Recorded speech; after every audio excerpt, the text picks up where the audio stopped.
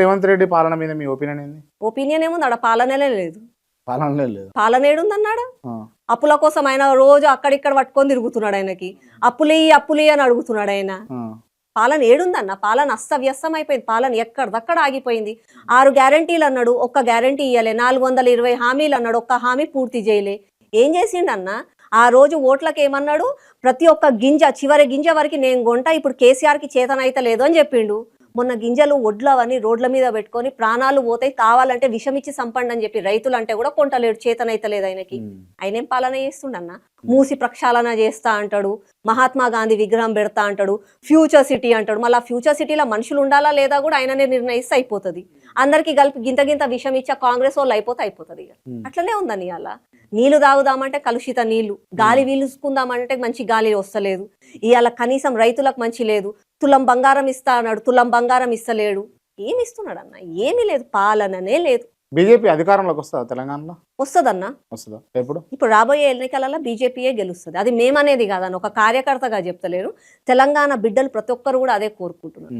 ఎందుకంటే తెలంగాణ వచ్చిన తర్వాత నా తెలంగాణ బిడ్డకి ఇస్తే, నా తెలంగాణ బిడ్డ నా రాష్ట్రాన్ని నీళ్లు నిధులు నియామకాలు చేస్తాడని చెప్పి కేసీఆర్ ని 2 సార్లు గెలిపిస్తే నిధులు నియామకాలు అన్నా ఇంటికే తీసుకుపోయింది. ఇట్లా కాదని చెప్పి ఆయన మూలకు కూసబెట్టి ఫామ్ హౌస్ కి పంపించి రేవంత్ రెడ్డిని గెలిపించిండు.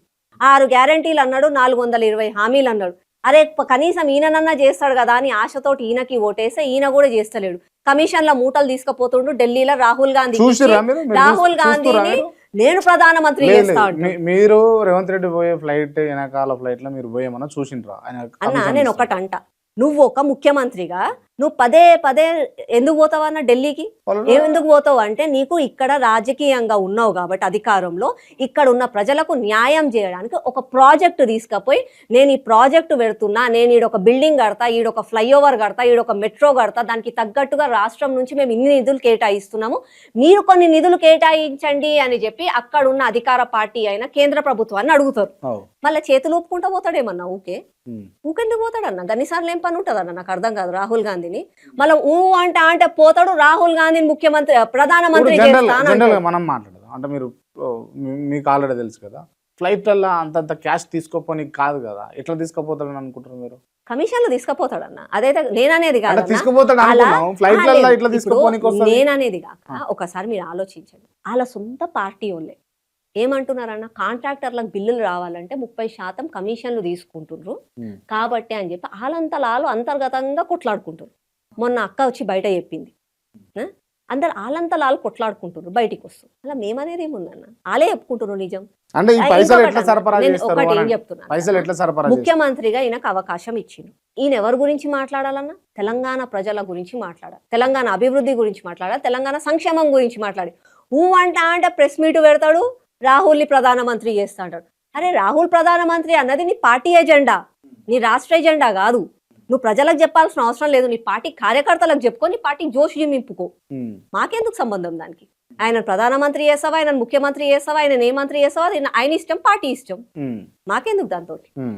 మాకు కావాల్సింది ఏంది? మాకు ఇచ్చిన హామీలు పూర్తి చేయి, మా రాష్ట్రాన్ని అభివృద్ధి చేయి, మాకు సంక్షేమం కుదిరించు. మేము అడిగేది అదే. అంతేగాని నీకు చేతగాక అయితే సోమవారం కాకపోతే మంగళవారం అన్నట్టుగా, నీకు చేతనైతేనేమో నేను చేసినా అని చెప్పి డీజేలు పెట్టుకొని రిబ్బన్లు కట్ చేస్తూ, నీకు కాకపోతేనేమో కేంద్ర మంత్రి చేస్తలేడు, బీజేపీ ప్రభుత్వం చేస్తలేదు. పొద్దంతా రాజకీయాలు చేయొద్దు. ఓట్ల పండుగ అప్పుడే రాజకీయాలు చేయాలి. పొద్దంతా ప్రజల కోసం ఆలోచన. మీరు కార్పొరేటర్ గెలిచింటారు కదా, ఏం చేశారు అసలు మీ డివిజన్ కి? నా డివిజన్ లో ఉన్న ప్రజల కోసం అని చెప్పి, వాళ్ళకున్న సమస్యల కోసం అని చెప్పి వినతి పత్రాలు ఇచ్చినాము, డివిజన్లకి డబ్బులు తీసుకొచ్చినాము, అభివృద్ధి పనులు చేసినాము. అభివృద్ధి పనులు అంటే ఎట్లుంటాయంట, నెవర్ ఎండింగ్ సబ్జెక్ట్. రోడ్లు వేస్తూనే ఉండాలి, డ్రైనేజ్ మరిమత్తులు అయితేనే ఉండాలి, నీళ్ళ కోసము, కరెంటు స్తంభాల కోసం, ఇవి డెవలప్మెంట్ వర్క్స్ అన్న, ఇవి అయితేనే ఉంటాయి. అది నేనున్నా ఎవరున్నా అది జరుగుతాయి. దాంతో పాటుగా సమాజంలో మార్పు తీసుకురావాలన్నా. ఇవాళ నేను రోడ్ వేయించినా అని చెప్పి నేను చేతులు దులుపుకొని పోతే కాదన్నా, వేసిన రోడ్డుని కాపాడుకోవాలి, ఇది మీ డబ్బులతోటి వేసిన రోడ్డు అని చెప్పి అక్కడ చుట్టుపక్కల ప్రజలలో కూడా ఒక మార్పు తీసుకురావాలి. ఈ రోజు రోడ్ల పైన చెత్తేస్తున్నారు గవర్నమెంట్, మాటలు వచ్చి కాదన్నా, ఇలా రోడ్ల పైన చెత్తేస్తున్నారు.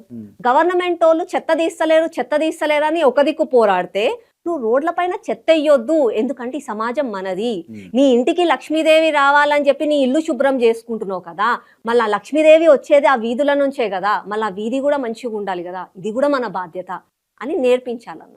మార్పు ఉండాలి. లీడర్ అంటే కద్దరు బట్టలు వేసుకొని వెనకాల 50 మందిని వేసుకొని పోయి కబ్జాలు చేసి రిబ్బన్లు కట్ చేస్తే లీడర్ అయిపోతారన్న. లీడర్ అంటే ఒక సంస్థలో మార్పు రావాలి, సమాజంలో మార్పు రావాలి. ఆ సమాజం మారితేనే కదన్న మంచిగా ఉంటుంది. అందుకే ఇవాళ నరేంద్ర మోదీ గారు ఫస్ట్ టైం ప్రధానమంత్రి అయిన తర్వాత ఎర్రకోట మీదకి ఎక్కి, నా దేశంలో గుడిలు ఎక్కువ ఉన్నాయి టాయిలెట్స్ కంటే, ఉమ్. అమ్మాయిలు టాయిలెట్ల కోసం అని చెప్పి చెంబు పట్టుకొని బయటికి పోతున్నారు, స్వాతంత్రం వచ్చింది కానీ తన అక్క చెల్లెలకు గౌరవం ఇవ్వలేకపోయినాం మేము, కాబట్టి ప్రతి ఇంటికి ఒక టాయిలెట్ కట్టాలని చెప్పిండన్న. మార్పు వచ్చింది ఇవాళ. పొద్దున లేసి గాంధీ పేరు పెట్టుకొని ఓట్లే అడుగుతారు కానీ గాంధీ చూయించిన మార్గం వైపు పోలేదు. స్వచ్ఛ భారత్ అని చెప్పి నరేంద్ర మోదీ గారు చెప్పిండన్న. ఇవాళ ఎక్కడన్నా కార్ల కానీ బండి మీద కానీ పోతూ ఉంటే నువ్వేమన్నా చేతులకెళ్ళి పడేస్తా అంటే నీ వెనకాల ఉన్న నీ బుడ్డోడు పిల్లలు చెప్తారన్న, చెత్త పడే ఒక కవర్లో పెట్టుకో ఇంట్లో పోయి పడేద్దాము అని చెప్పి. అది మార్పు. ఎందుకంటే ఈ సమాజం మనది, దేశం మనది.